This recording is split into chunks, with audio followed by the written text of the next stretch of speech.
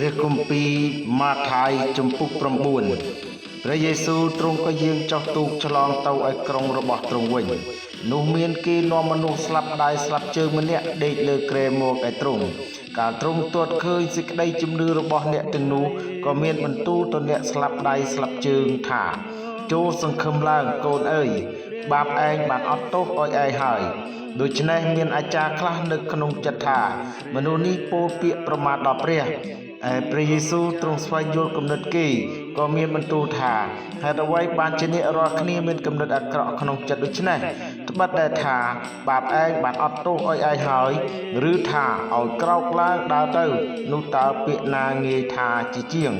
ប៉ុន្តែនេះដើម្បីឲ្យអ្នករាល់គ្នាបានដឹងថាកូនមនុស្សមានអំណាចនឹងអត់ទោសបាបនៅផែនដីបានដែរនោះទ្រង់មានបន្ទូលទៅអ្នកស្លាប់ដៃស្លាប់ជើងថាចូលក្រោកឡើងយកគ្រែឯងទៅផ្ទះទៅអ្នកនោះក៏ក្រោកឡើងដើរទៅឯផ្ទះកាលហ្វូងមនុស្សបានឃើញការនោះគេកើតមានសេចក្តីអស្ចារ្យក៏សរសើរដំណើរដល់ព្រះដែលទ្រង់បានប្រទានអំណាចយ៉ាងនេះមកមនុស្សលោកលុះព្រះយេស៊ូវយាងហួសពីទីនោះទៅទ្រង់ក៏ទាត់ឃើញមនុស្សម្នាក់ឈ្មោះម៉ាថាយកំពុងអង្គុយនៅកន្លែងយកពន្ធនោះទ្រង់មានបន្ទូលទៅគាត់ថាចូលមកតាមខ្ញុំគាត់ក៏ក្រោកឡើងដើរតាមទ្រង់ទៅកាលព្រះយេស៊ូវកំពុងគង់សោយអាហារនៅក្នុងផ្ទះនោះមានពួកអ្នកយកពន្ធនិងមនុស្សមានបាបជាច្រើនបានមកអង្គុយជាមួយនឹងទ្រង់និងពួកសិស្សទ្រង់ផងកាលពួកផារីស៊ីបានឃើញដូច្នោះគេក៏សួរពួកសិស្សទ្រង់ថាហេតុអ្វីបានជាគ្រូរបស់អ្នករាល់គ្នាបរិភោគជាមួយនឹងពួកយកពន្ធហើយនឹងមនុស្សមានបាបដូច្នេះតែព្រះយេស៊ូវទ្រង់ក៏បានឮហើយទ្រង់មានបន្ទូលតបថាពួកអ្នកដែលជាសុខសប្បាយមិនត្រូវការនឹងគ្រូពេទ្យទេគឺជាពួកដែលមានជំងឺវិញទេតើចូលឲ្យអ្នករាល់គ្នាទៅរៀននៃបទដែលថាអញចង់បានសេចក្តីមេត្តាករុណាមិនមែនយ៉ាញ់បូជាទេពីព្រោះខ្ញុំមិនបានយកដើម្បីនឹងហៅមនុស្សពីព្រោះខ្ញុំមិនបានមកដើម្បីនឹងហៅមនុស្សសុចរិតទេ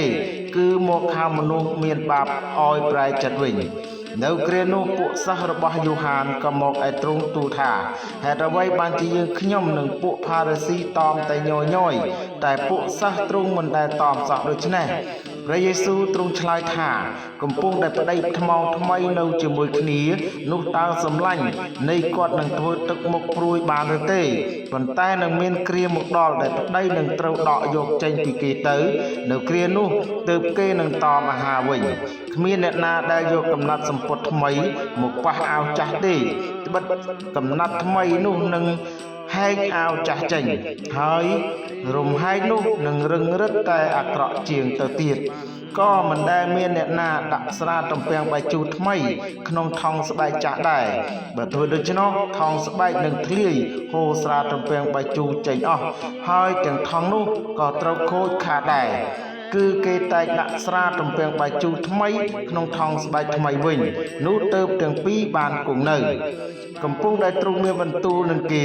ពីដំណើរទាំងនោះស្រាប់តែមានមេសាឡាម្នាក់មកក្រាបថ្វាយបង្គំទូលថាកូនស្រីរបស់ទូលបង្គំទើបនឹងស្លាប់បំបាញ់មិញសូមទ្រង់មេត្តាយាងទៅដាក់ព្រះហស្ថលើវានោះវានឹងរស់ឡើងវិញព្រះយេស៊ូវក៏ក្រោកឡើងយាងទៅតាមព្រមទាំងពួកសិស្សទ្រង់ដែររីឯមានស្ត្រីម្នាក់នាងមានជំងឺធ្លាក់ឈាមអស់12ឆ្នាំមកហើយនាងបានចូលមកពីក្រោយពាល់ជាយព្រះពស្ត្រទ្រង់ក្រោយដោយគិតក្នុងចិត្តថាបើគ្រាន់តែពាល់ជាយព្រះពស្ត្រទ្រង់ប៉ុណ្ណោះនោះនឹងបានជាហើយ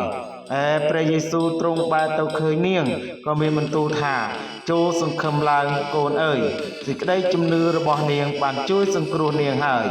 នាងក៏បានជាចាប់តាំងពីវេលានោះមក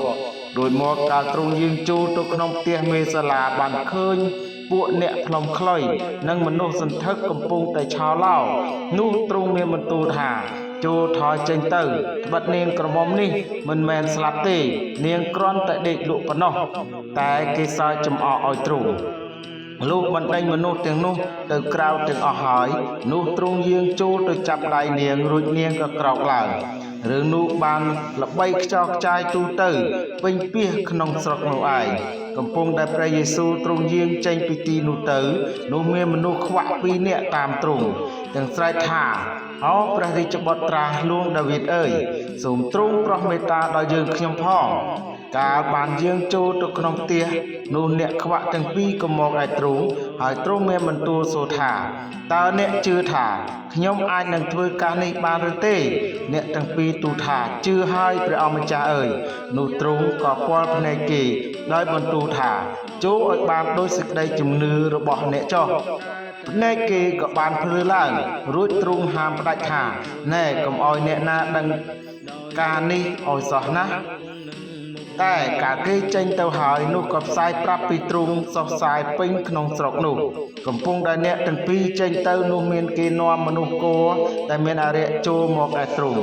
រួចកាលបានដេញអារក្សចេញហើយនោះមនុស្សគោបាននិយាយឡើងបានឯបណ្ដាមនុស្សទាំងប៉ុន្មានទីមានសេចក្តីអស្ចារ្យថាមិនដែលឃើញមានយ៉ាងដូចនេះនៅក្នុងស្រុកអ៊ីស្រាអែលសោះឡើយ